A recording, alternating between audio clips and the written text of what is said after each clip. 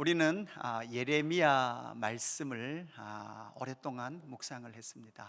그리고 시편 105편, 106편을 통해서 구약에 나타난 그 모든 역사를 시인이 노래하는 그 노래의 시도 우리가 함께 묵상을 했습니다. 그리고 나서 우리가 오늘부터 이제 10월에 이르기까지 2달간 열왕기하라는 말씀을 묵상을 하게 됩니다. 열왕기 상하는 중요합니다. 왜 중요합니까? 열왕기 상하는 중요하다. 왜요? 15건의 종속 목록을 거느리고 있으니까. 그런데 쉽다. 왜 쉬워요? 사과의 관점을 이해하면 쉽다. 요즘 비싼 사과가 아니라 사과의 관점이라 그랬습니다. 이게 뭔 말인지 모르시는 분들은 성경 공부하러 오셔서 공부를 하셔야 됩니다. 열왕기 상하라는 책, 우리가 열왕기 하를 보는데요, 열왕기 하에는 하나님의 나라 이스라엘이 망한 이야기가 다 기록되어 있어요. 그러면 열왕기 상하라는 책을 읽는 1차 독자는 어떤 시대의 사람들일까요? 1번 다윗 시대 사람, 2번 솔로몬 시대 사람, 3번 예레미야 시대 사람, 4번 망해서 바벨론의 포로로 가 있는 사람들. 열왕기 상하를 읽는 1차 독자들은 어떤 시대를 살아갔던 사람일까요? 최소한 나라가 다 망한 이후의 사람들이 이 책을 읽었을 겁니다.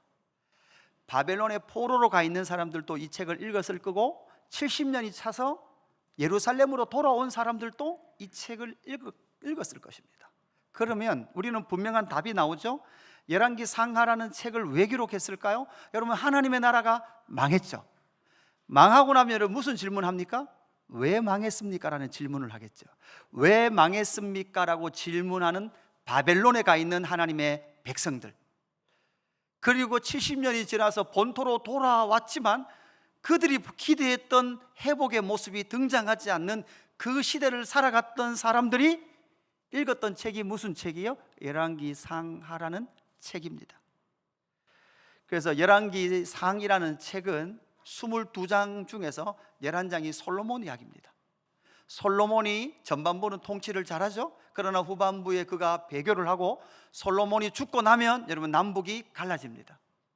이게 열왕기 상하의 첫 번째 덩어리입니다.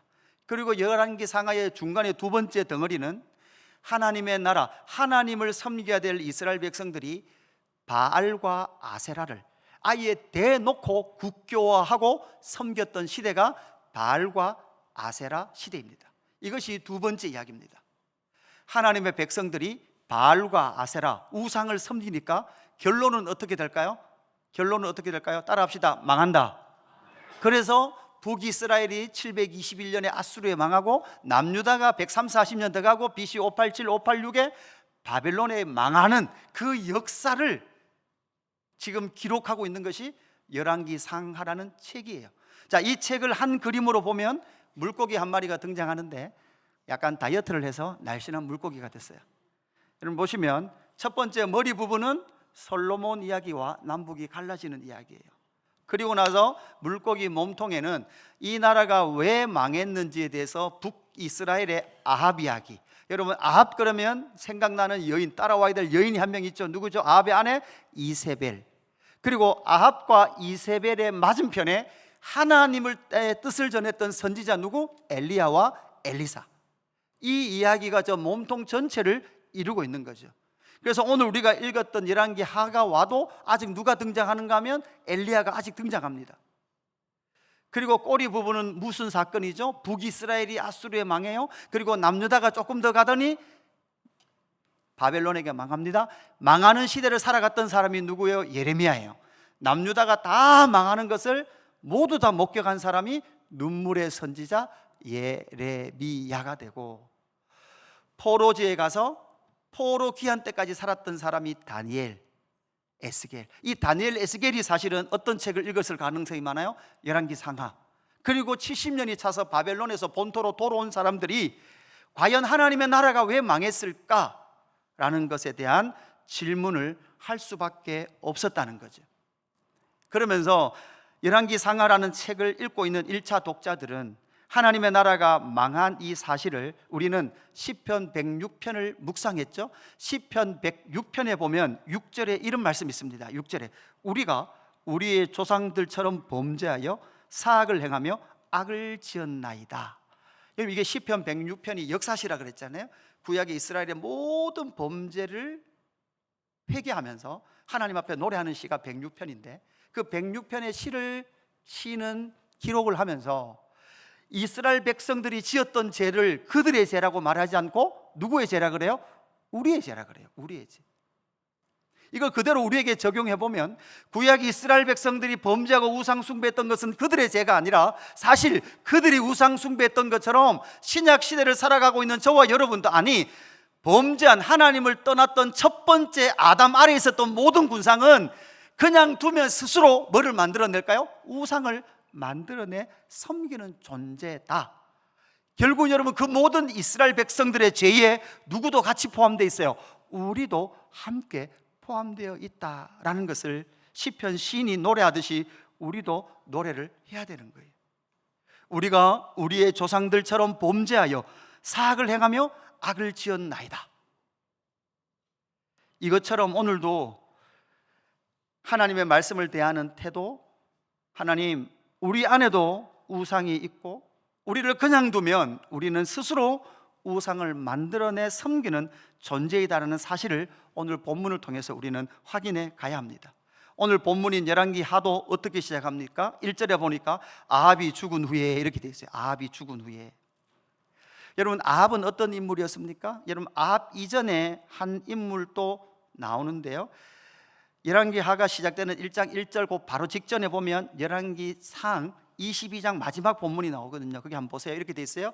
유다가 여호사밧 왕 제17년에 아합의 아들 아시아가 사마리아에서 이스라엘 왕이 되어 이렇게 돼 있죠. 아합이 죽었단 말이에요. 그리고 나서 아시아가 이제 북이스라엘의 수도였던 사마리아에서 왕으로 옹립된단 말이에요. 근데 그가 2년 동안 다스려요. 근데 52절, 그가 여호와 앞에서 악을 행하여 그의 아버지의 길과 그의 어머니의 길과 이스라엘에게 범죄하게 한 느밧의 아들 여로보암의 길로 행하여 이렇게 말하고 있죠.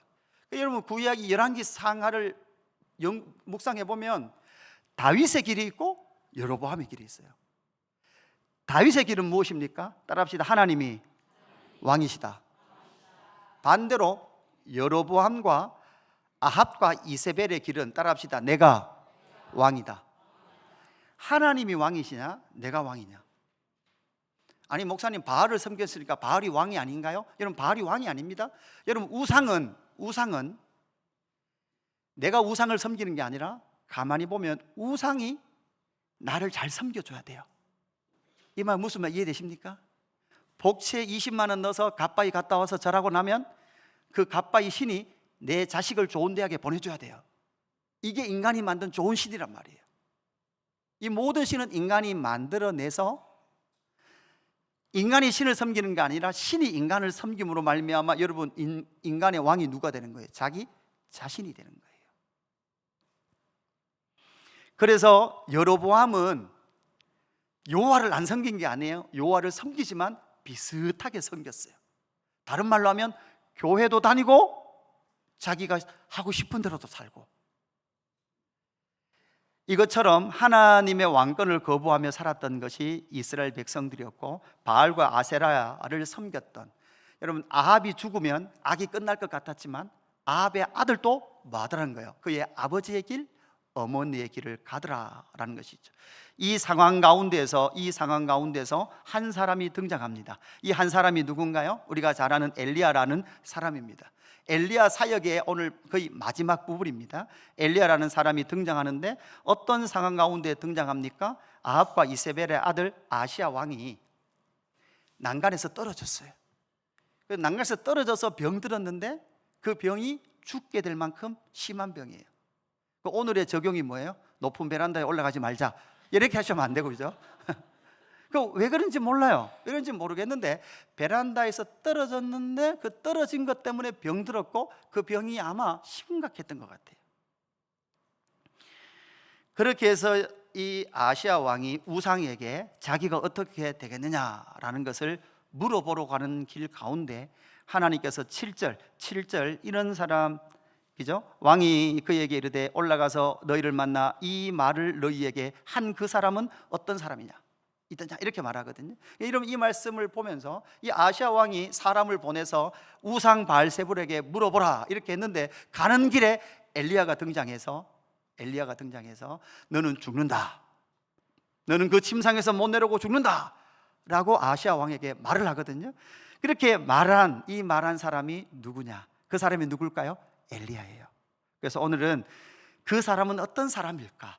엘리야는 아시아 왕에게 어떤 사람일까? 우리에게 적용해 보면 아시아처럼 우리도, 아니 이스라엘처럼, 구약의 이스라엘처럼 우리도 역시 우상을 숭배하는 가운데 있는 우리에게 엘리야라는 존재는 어떤 존재일까?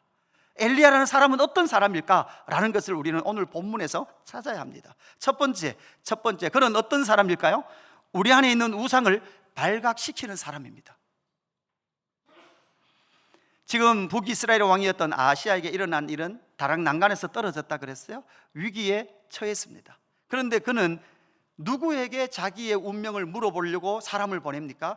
바알세붑이라는 신에게 자기의 운명이 어떻게 될지를 물어보려고 보냅니다. 여러분 여기서 바알에다가 여러분 뭐가 붙은 거예요? 세붓이 붙은 거죠. 바알은 어떤 신입니까? 바알. 여러분 이스라엘 백성들이 가나안 땅에 들어가 보니까 이미 가나안 땅에는요 뭐가 있어요? 우상이 있더란 거예요. 그 우상이 있는데 어떤 개념인가 하면 하늘은 여러분 어떤 우상인가 하면 남신이에요. 하늘에서 비를 내려줘야 땅이 싹이 나고 열매를 맺어요. 그럼 땅은 무슨 신이에요? 여신이에요. 그러니까 하늘과 땅이 만나야 뭐를 이뤄냅니까? 풍요와 다산을 이뤄내는 거예요. 그래서 그들의 개념에는 오직 풍요와 다산을 이뤄내고 싶은데, 그러고 보니까 여러분 하늘이 힘이 있어요 없어요? 하늘이 힘이 있어요. 어떤 힘이 있어요? 비도 내려주기도 하고 안 내려주기도 하고. 그러니까 여러분 누구를 잘 섬겨야 농사가 잘 되는 거예요? 하늘을 잘 섬겨야 되는 거예요. 그래서 하늘의 신 남신이 뭐가 되는 거예요? 바알이 되는 거예요. 땅의 신이 뭐가 되는 거예요? 여신 아세라가 되는 거예요. 그래서 그들은 남신을 섬겼고 여신을 섬겼습니다. 여러분 그래서 아합 시대가 되면 신전을 짓는데, 여호와의 성전 안에다가 신전을 짓는데 바알 신전을 짓고 아세라 신전을 지어요. 바알의 사자 450명, 아세라의 사제 400명. 여러분 그들의 종교 행위가 뭐라고요?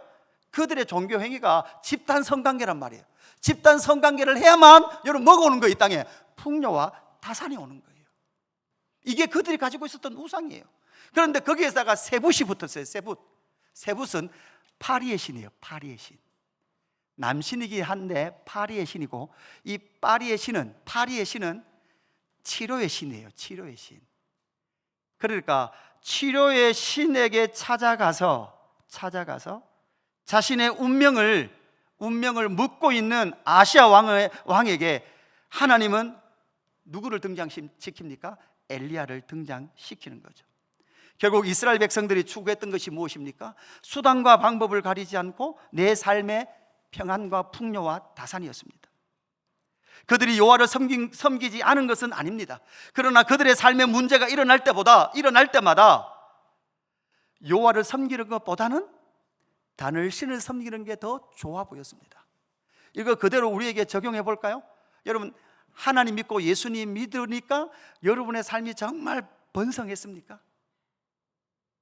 여러분 여기 계신 분 중에 어떤 분은 마음속에 이런 생각을 하신 분도 있을 거예요. 하나님 믿어봐도 별것 없네. 믿을 때나 안 믿을 때나 삶의 형평상 달라지는 게 있어요 없어요? 어떤 유명한 목사님 그러시더라고요. 그 아나운서 하시다가 목사 되신 목사분이 그러시더라고요. 나는 목사 되고 잘된 거 한 개도 없습니다. 예수 믿고 잘된 거 하나도 없어요 그러시더라고요.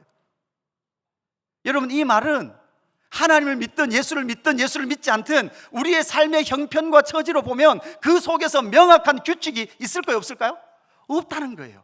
하나님 믿고 예수를 믿으면 다 경제적으로 부흥하고 질병도 없고 아픔도 없고 늙음도 없고 죽음도 없을까요? 여러분 그렇지 않아요. 예수를 믿어도 고난이 있고 예수를 믿어도 질병이 있어요. 어떤 사람은 예수를 잘 믿으니까 경제적으로 잘 살기도 해요. 그러나 어떤 사람은 예수를 잘 믿어도 가난이 극복되지 않는 집들도 있더라는 거예요. 여러분 그 속에는 원칙과 원리가 발견이 돼요 안 돼요? 잘 안 되더라는 거예요. 그래서 인간이 만들어내는 것이 무엇입니까? 신을 만들어내죠. 출애굽기 20장 3절에 하나님은 출애굽하면서 이스라엘 백성들에게 이렇게 말해요. 너는 나 외에 다른 신들을 내게 두지 마라. 여러분, 사실 하나님도 알고 계셨을 거예요. 이렇게 말해 주셔야만 됐을 거예요.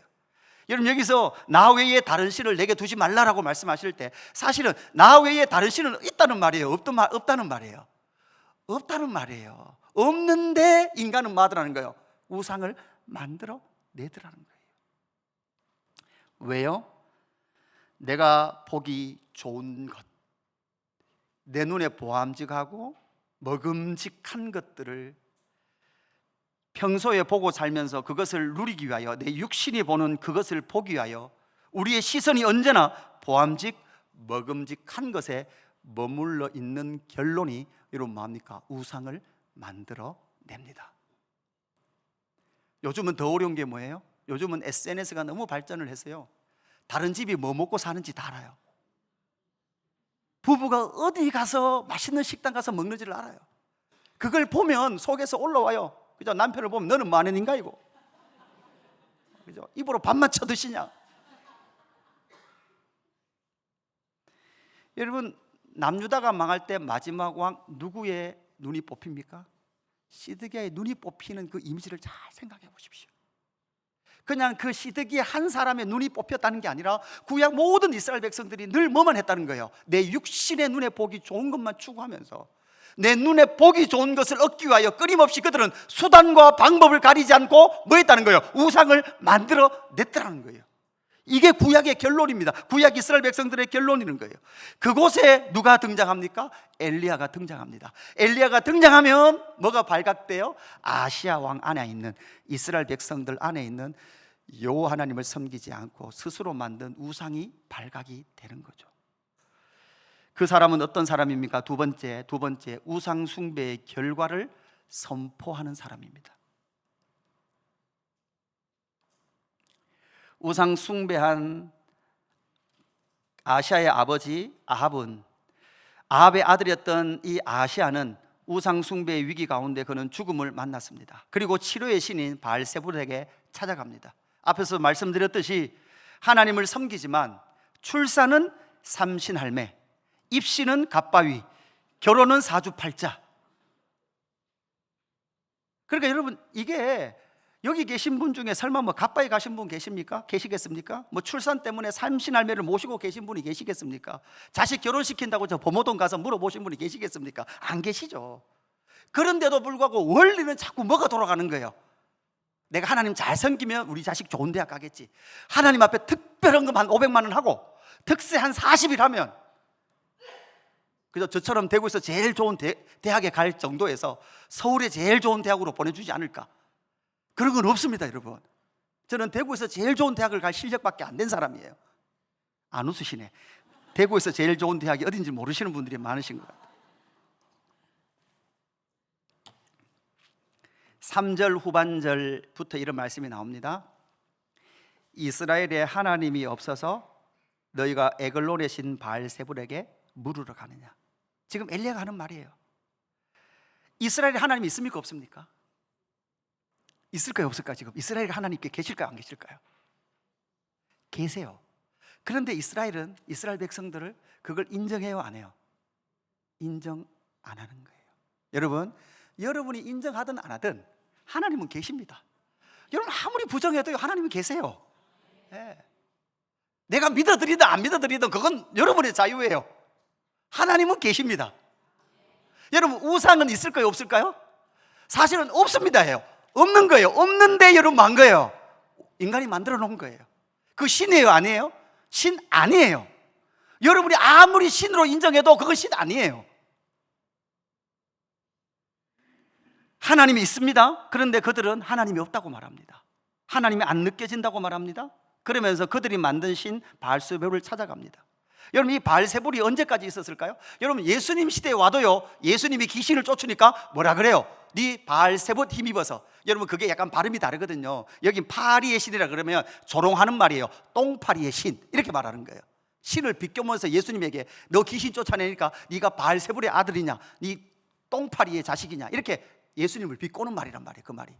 그러니까 예수님 시대도 여러분 뭐 했다는 거예요? 파리의 신을 섬겼단 말이에요. 인간 안에 끊임없이 깊이 들어가 있는 우상숭배, 그 우상숭배의 결론은 뭐라고 말합니까? 오늘 본문 4절 말씀 보면 이렇게 말하죠. 그 뒤에 그러므로 여호와의 말씀이 내가 올라간 침상에서 내려오지 못할지라 내가 반드시 말이라 죽으리라. 엘리야는요 우상숭배의 결론을 여과 없이 선포하고 있어요. 너 우상숭배의 결론은 너 죽는다. 그죠? 이게 엘리야 선지자, 엘리야가 바로 우상숭배하고 있는 그 아시아에게 하나님의 뜻을 선포하는 거예요. 여러분 생각해 보세요. 왕이에요. 왕이 지금 선지자, 왕이 지금 병들어 죽었어요. 그러면 신약에 만약에 목사라면, 목회자라면 여러분이 병들었어요. 그럼 목사는 어떻게 해야 됩니까? 바카스 한 박스 사들고 병원에 찾아가야 돼요. 가서 기도해주고 하나님께서 고쳐주실 것입니다. 믿음을 가지십시오. 이렇게 해야 되는데 목사님이 오지도 않고 카톡으로 회개 안 하면 죽는다. 이 교회에 남아있을 사람이 있을까요? 없을까요? 그죠? 여러분 오늘 아침에 이미 이찬수 목사님 설교 듣고 오신 분들 계시죠? 오늘 설교가 뭐였어요? 온통 교회에서는 위로해달라는 거예요. 위로. 다 위로해달라는 거예요. 다 위로해 주십시오. 위로해 주십시오. 온 성도들이 다 위로해 주십시오. 그런데 이 엘리야는 네가 그 우상숭배 가운데 있을 때 너 그 가운데 있으면 너 반드시 죽는다. 반드시 죽는다. 아합과 이세벨에게도 이 엘리야는 분명히 말했습니다. 너 아합아 이세벨아 너 바알과 아세라를 계속 섬기면 너들 개처럼 죽을 거다. 개처럼.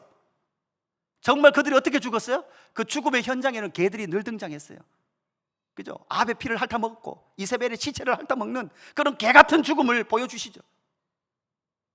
여러분 다시 말씀을 드립니다. 여러분 오직 하나님과 주 예수 그리스도의 왕권을 인정하지 않고 믿지 않으면 여러분 죽습니다. 아니 목사님 다 죽는데요? 다 죽잖아요.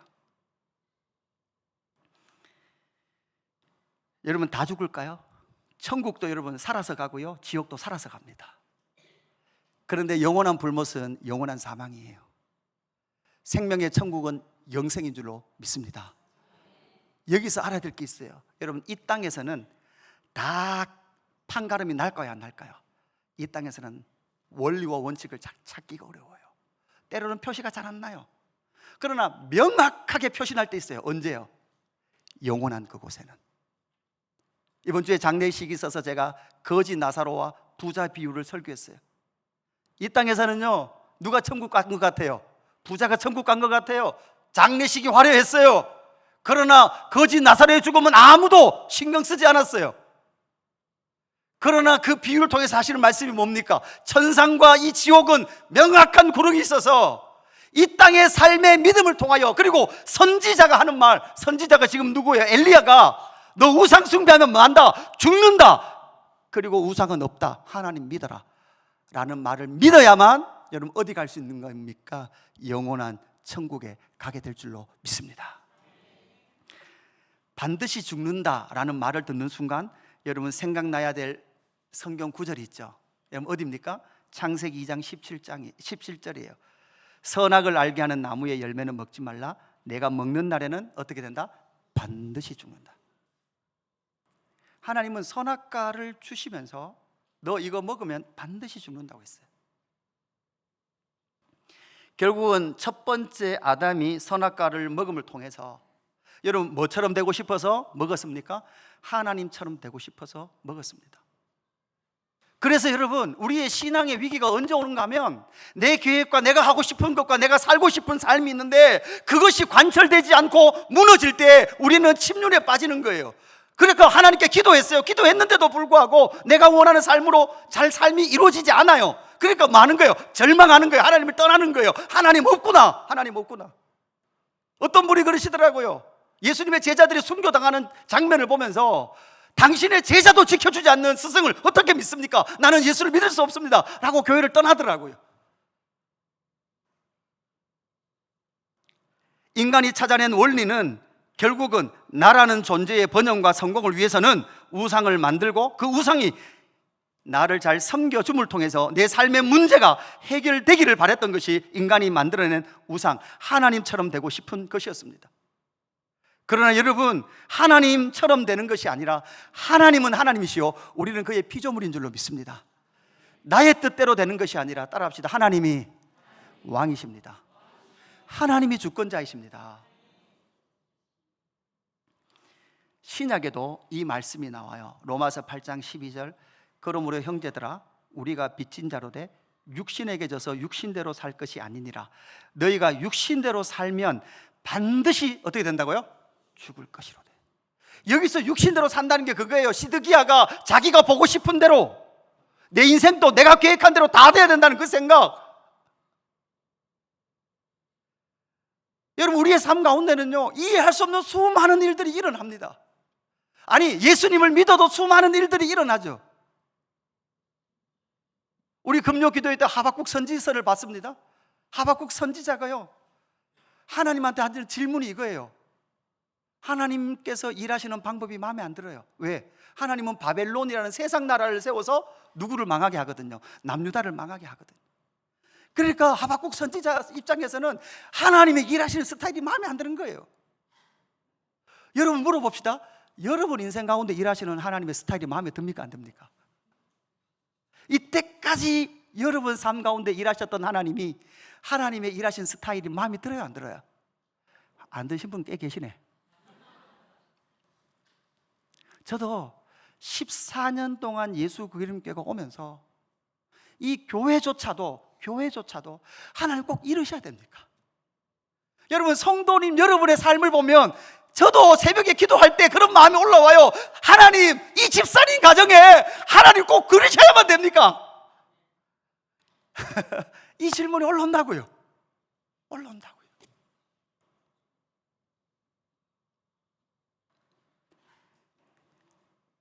이해할 수 없는 그 사건과 해석되지 않는 삶의 현실.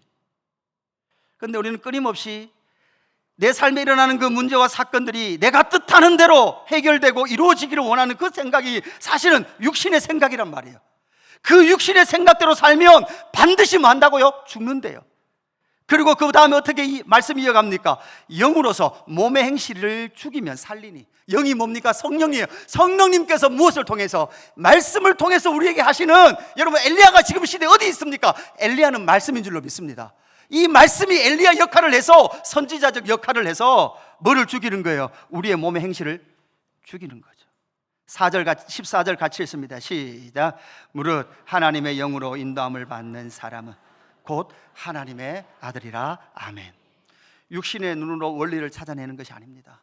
그래서 여러분, 기독교 안에 잘못된 가르침이 록펠러처럼 11조 많이 하면 30배, 60배, 100배 준다는 그 원리를 말하는 썩은 원리가 교회 안에 소통된다는 게 슬픈 현실이에요.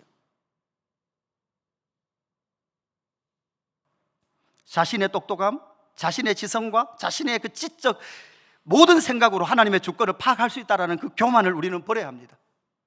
그러나 여러분, 우리가 결론적인 하나님의 주권은 무엇을 이해합니까? 합력하여 하나님은 선을 이루시는 줄로 믿습니다. 지금은 악인 것 같아요. 지금은 고난인 것 같아요. 지금은 슬픔인 것 같아요. 그러나 하나님은 합력하여 선을 이루시는 하나님이신 줄로 믿습니다. 세 번째, 그 사람은 어떤 사람입니까?